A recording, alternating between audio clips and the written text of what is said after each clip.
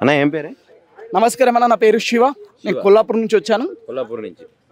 వర్షం పడుతుంది, ఎండ వెళ్తుంది, ఎందుకు అంత దూరం నుంచి? అంటే ప్రతిపక్షం ఉండి కూడా ఇంత మంది ఎందుకు వస్తున్నట్టు? ప్రతిపక్షం ఉంది కూడా, వర్షం ఉంది, ఎండ కొడుతుందంటే కేసీఆర్ మీటింగ్ అటెండ్ కావాలనుకున్నాం, అటెండ్ అయ్యాం.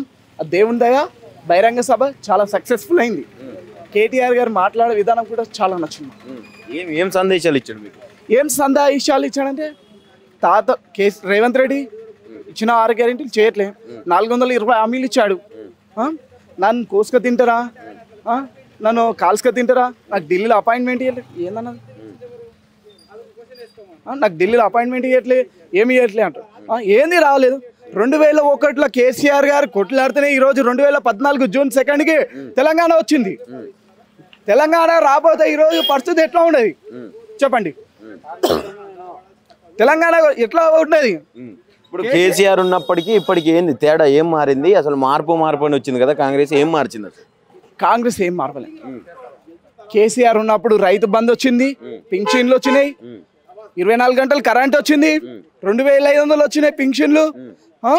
కోవిడ్ టైంలో ఉన్న బతికే ఉన్న వాళ్ళకు, చనిపోయే వాళ్ళకు కూడా అంత గవర్నమెంట్ కేసీఆర్ ఎక్కడ ఏ దేశంలో చూసినా పైసలు లేవు. కేసీఆర్ పైసలు ఉన్నా లేవైనా తర్వాత విషయం.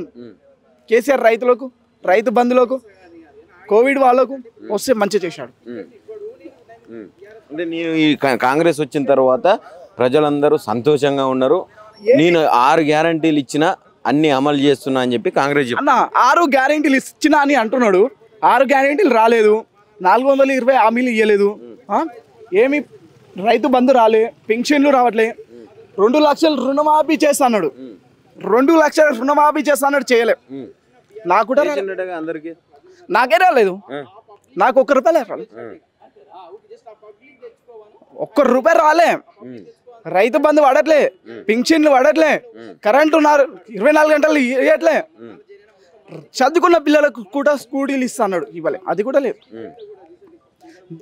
మరి ఇప్పుడు ఇవన్నీ ఇవ్వలేదు అంటున్నావు, 2 సంవత్సరాలు అవుతుంది, ఏం చేసిండు అసలు? ఈ 2 సంవత్సరాలు అవుతుంది, ఏమవుతుంది? వస్తున్నాడు, నమస్తే పెడుతున్నాడు, అది స్టోరీ ఈ స్టోరీ చెప్తున్నాడు, వెళ్ళిపోతున్నాడు, ఏమి చేయట్లేదు. ఇప్పుడు అచ్చంపేట గడ్డ మీద అసలు బీఆర్ఎస్ కి లేదు, ఇక అయిపోయింది బీఆర్ఎస్ పని అని చెప్తా ఉన్నారు. బీఆర్ఎస్ పని ఏం లేదన్న, మళ్ళీ వచ్చేది ఇదే అచ్చంపేట గడ్డ మీద నుంచి ఖచ్చితంగా టీఆర్ఎస్ పార్టీ గెలుస్తుంది, 100% గెలుస్తుంది. ఈ గులాబీ పార్టీని గెలిపిస్తాం అని నేను చెప్తున్నాను. బీఆర్ఎస్ ఇప్పుడు మాజీ ఎమ్మెల్యే అక్కడ పోయిండు కదా బీజేపీలకు, గువ్వలి బాలరాజు, ఆయన ఏం చేసుకుంటున్నాడు? ఆయన స్వార్థం కోసం ఆయన చూసుకుంటున్నాడు. ఇప్పుడు ఆయన పోయినాక మళ్ళీ పార్టీ గెలుస్తుందా? ఆయన పోయినాక గెలుస్తుంది. నువ్వు ఉన్నావు ఒకటే, పోయినావు ఒకటే. నువ్వు 8,000 ఓట్లతో గెలిచినావు, వచ్చినావు, ఓకే ఉన్నావు, అంతా అయిపోయింది. 8,000 ఓట్లతో ఉన్నావు, కొన్ని రోజుల్లో నీకు ఎవరో ఏమో చెప్పిండ్రు, జంప్ అయిపోయినావు. మరి ఏం చెప్తావు ఫైనల్ గా రేవంత్ రెడ్డికి, ప్రభుత్వానికి ఏం చెప్పాలనుకుంటున్నావు? రేవంత్ రెడ్డికి, ప్రభుత్వానికి ఏం చెప్పాలంటే, మంచి చిన్న వయసులో మంచి సీఎం అయినవు, సక్సెస్ఫుల్ కాబట్టి రైతులకు రైతు బంధు ఇవ్వు, పెన్షన్లు ఇవ్వు, 420 హామీలు ఇవ్వు, 6 గ్యారెంటీలు చేయి, పిల్లలకు, చదువుకున్న పిల్లలకు స్కూల్ వెళ్తా. నేను తెలంగాణలో ఆడపిల్లలనే లేకుండా చేస్తా, నేను ఆడపిల్లలనే లేకుండా చేస్తా అంటే ఏందన్నది? నేను ఆడపిల్లలని లేకుండా చేస్తా అంటాడు. కేసీఆర్ అప్పు చేసిండు, అప్పు అప్పు అప్పు, 24 గంటల అప్పే, రోజు ఒక మాట మాట్లాడు. ఏం అప్పులు చేసిండు? 10 ఏళ్ళు నడిపేవాను, నీకు 2 ఏళ్ళు నడిపేయడానికి చేత అవ్వట్లే. ఏం నడిపిస్తున్నాడు స్టేట్ని? 1,00,000 కోట్లు స్కామ్ చేసిండగా. ఎవరు చేసిండు? చేయలే. మీరు ఎన్నో దోసుకొని తింటుండ్రు, ఇప్పుడు 2 ఏళ్ళలోనే ఏం దోసుకొని తింటారు, అందరూ పబ్లిక్ గమనిస్తున్నారు. నువ్వు కేసీఆర్ 10 ఏళ్ళు పరిపాలించిండు, సీఎం అయ్యిండు, ఇప్పుడు నువ్వు 2 ఏళ్ళు అవుతుంది పరిపాలన, చేత అవ్వట్లే. ఏం నడిపిస్తావు? ఏం నడిపేయలేవు. మళ్ళీ అయితే వచ్చేది టీఆర్ఎస్ ప్రభుత్వమే. అచ్చంపేట నుంచి అయినా సరే, కొల్లాపూర్ నుంచి అయినా సరే, ఖచ్చితంగా గులాబీ జెండా ఎగిరాలి, మళ్ళీ సారే రావాలి కేసీఆర్. Thank you. అచ్చంపేటలో ఇక బీఆర్ఎస్ పార్టీ పని అయిపోయిందని చెప్పి మాట్లాడుతున్నారు కాంగ్రెస్ వాళ్ళు, బీజేపీ వాళ్ళు. అయిపోలేదు, బీఆర్ఎస్ పార్టీ అయిపోలేదు, పని అయిపోలేదు. బీఆర్ఎస్ కేవలం గువ్వల బాలరాజు గారు పార్టీ మారవచ్చు, దాని విషయంలో ఎటువంటి అభ్యంతరం లేదు మాకు. ఇంకా పుంజుకుంటుంది తప్ప బీఆర్ఎస్ పార్టీకి ఎటువంటిది బాలరాజు ఎఫెక్ట్ ఏమన్నా పర్లేదా ఏం పర్లేదు. కార్యకర్తలు అందరు గట్టిగా ఉన్నారు, మొత్తం బీఆర్ఎస్ పార్టీకి సపోర్ట్ చేస్తున్నారు. ఆయన పోవడం వల్ల ఇంకా కొద్దిగా సఫర్ అవుతున్నారు తప్ప అంతకుమించి ఏం లేదు. ఆయన ఉంటే ఇంకా గట్టిగా ఉండేది పార్టీ. ఎందుకంటే ఊర్లలో అందరికి తెలిసిన వ్యక్తి. రెండు సార్లు మేము ఎమ్మెల్యేని చేసినాం, 2 సార్లు మేము ఎమ్మెల్యేని గెలిపించినాం ఆయనని. ఆయన ఉంటే ఇంకా గట్టిగా ఉండేది పార్టీ.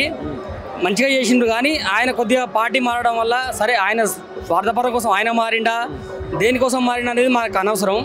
ఇవాళ కేటీఆర్ గారు రాబోతున్నారంటే అచ్చంపేటకు ఎంత బలం ఉందంటే అంత బలం ఉంది. ఇవాళ అచ్చంపేటకు ఇవాళ కేటీఆర్ గారు రాబోతున్నారు. కారణం ఏంది? గోలబాలరాజు గారు పార్టీ మారడమే పెద్ద ఎఫెక్ట్ అని అందరూ అనుకుంటున్నారు. ఏం కాదు, అది ఖచ్చితంగా మరి జనార్దన్ రెడ్డి గారు ఇన్ఛార్జ్ ఇచ్చిండ్రు, ఆయన ఖచ్చితంగా చూసుకుంటాడు, ఎటువంటి అభ్యంతరం లేదు. ఈ కాంగ్రెస్ పార్టీ వాళ్ళు చేసేది ఏముందంటే అభివృద్ధి. ఇప్పటి వరకు 2 సంవత్సరాలకు వెళ్ళి వాళ్ళ ప్రభుత్వం గెలిచి 2 సంవత్సరాలు అయింది. ఇప్పటి వరకు ఏ ఊర్లో కూడా తట్టడి మట్టి పోయలేదు. రైతులు చాలా ఇబ్బంది పడుతున్నారు. బాటకు మట్టి గుంతలు పడి, రోడ్లు వర్షం వచ్చి గుంతలు పడి చాలా ఇబ్బంది పడుతున్నారు. తట్టడి మట్టి పోసింది ఏడా లేదు.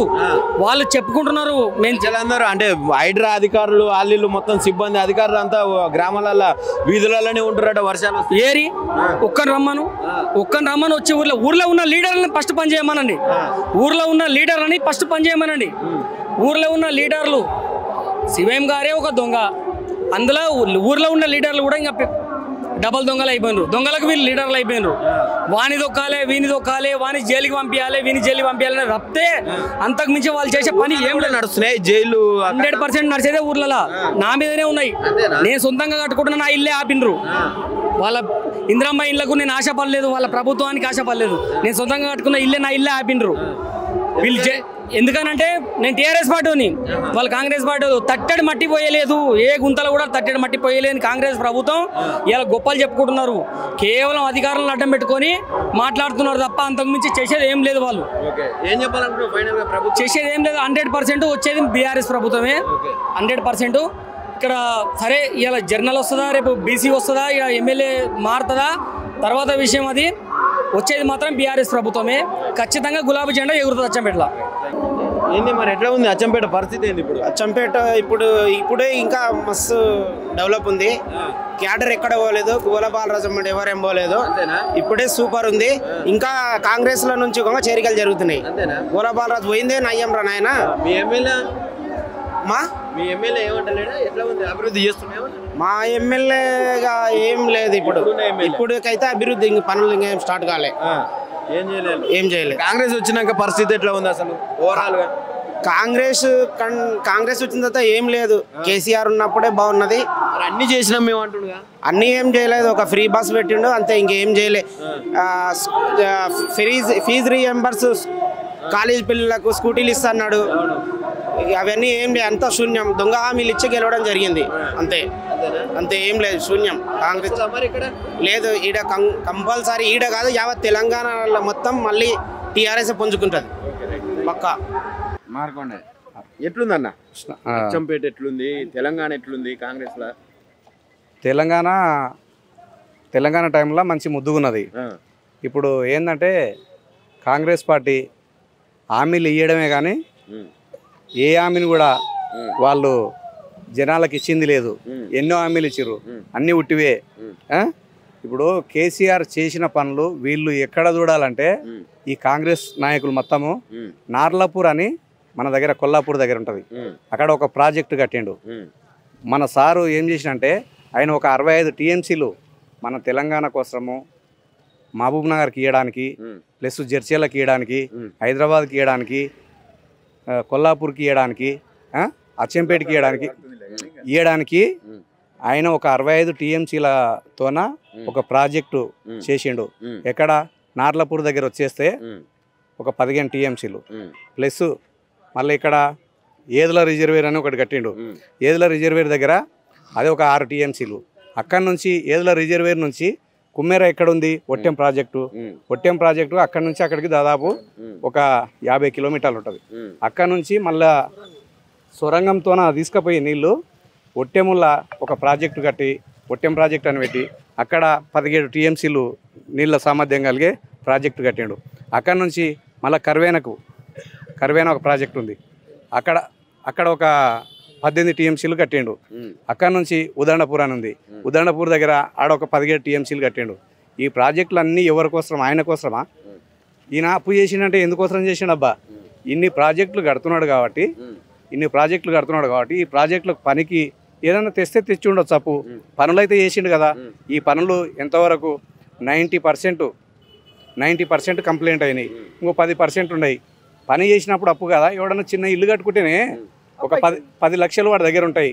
వాడు ఏం చేస్తాడు? ఇంకొక 10 లక్షలు అప్పు చేసి ఇల్లు కట్టుకుంటాడు. లేకుండానే నేను పరిపాలన చేస్తున్నా అంటున్నాడు. అప్పు లేకుండా పరిపాలన చేస్తున్నాడా? ఇప్పటికే 80 లక్షల కోట్లు అప్పు తెచ్చిండని అంటున్నారు అందరూ. ఆయనది కూడా 4 రోజులు అయితే బయట పడుతుంది కదా, పడకుండా ఉండదు కదా. ఇప్పటికే అప్పు కొడతలేదని పోయిండు, అప్పు తెచ్చిండు, ఇచ్చేటోడు ఇస్తలేడు అని అంటున్నాడు. అంటే ఇచ్చినోడే మళ్ళీ పదే ఇస్తారా? ఏదైనా పని చేస్తే ఇస్తారు. ఏదన్నా మనం ఒక ఇల్లు కట్టడానికి ఇల్లు ముందర పెట్టుకుంటే ఎవడన్నా నేను ఇల్లు కట్టుకుంటున్నా డబ్బులు అంటే ఇస్తాడు, కానీ ఊరికనే తిరుగుకుంటూ ఉంటే ఎవడన్నా ఇస్తాడా? అట్లా కేసీఆర్ చేసిన పనులు ఎన్నో ఉన్నాయి చెప్పుకోవాలంటే. ఏది కలెక్టర్ ఆఫీసులు కానీ, మెడికల్ కాలేజీలు కానీ, ప్రాజెక్టులు కానీ ఎన్నో ఉన్నాయి కాబట్టి ఆయనకు అప్పు ఇచ్చిండ్రు, కట్టిండు. ఆయన ఏది కాదు, అన్ని కాంగ్రెస్ గవర్నమెంట్ మాటలు, అన్ని ఉత్తితి మాటలే. అవి అన్ని డోక్రా మాటలు, అన్ని నమ్మలేని మాటలు. జనాలను నమ్మించడానికి వాళ్ళు ఎలక్షన్ ముందల మేము 2500 ఇస్తాము, 4000 ఇస్తాము, 6000 ఇస్తామని చెప్పారు. కానీ అవన్నీ ఉట్టి మాటలే. 15,000 రైతులకు ఇస్తామన్నారు. ఒక్కనికన్నా ఇచ్చిరా? ఎకరానికి 15,000 ఇస్తామన్నారు. ఏది కూలీ, ఏది రైతు కూలీలకు 12,000 ఇస్తామన్నారు. ఒక్కనికన్నా ఇచ్చిరా? ఇయ్యలేదు. వాడు ఎవడికి ఇస్తాడు? ఏదో ఉట్టి మాటలు చెప్పిండు, గద్దె ఎక్కిండు, చలో. ఇంకోటి కూడా ఇప్పుడు ఇక్కడ ఈ అచ్చంపేట గడ్డ మీద ఇక బీఆర్ఎస్ కు లేదు, ఇక మొత్తం అయిపోయింది, కథం అయిపోయింది అని చెప్పి మాట్లాడుతున్నారు. దానికి ఎగ్జాంపుల్ ఏంటంటే గోల బాలరాజు గారు పార్టీ మారిర్రు. ఆయన బీఆర్ఎస్ లో ఉన్నప్పుడు ఆయన ఎమ్మెల్యేగా ఉండే కదా, ఇక బీఆర్ఎస్ పని అయిపోయిందని చెప్పి మాట్లాడుతూ ఉన్నారు. ఇప్పుడు కొంతమంది వ్యక్తిగతాల మీద ఉంటుంది. పార్టీ అనేది ఒక కారు గుర్తు అనేది ఎవరి గుండెల్లో పాతకపోయింది. అది ఈరోజు కారు గుర్తు కాంగ్రెస్ పార్టీ వాళ్ళు వచ్చి ఓట్లు అడగమని ఊర్లలోకి వచ్చి అడిగే పరిస్థితి లేదా? ఓట్లు అడిగితే అప్పుడు తెలుస్తుంది కారు ఉంటుందా, కాంగ్రెస్ ఉంటుందా. ఇప్పుడు అడిగే పరిస్థితి కూడా వస్తుంది. స్థానిక సంస్థల ఎలక్షన్లకు సిద్ధమవుతున్నది.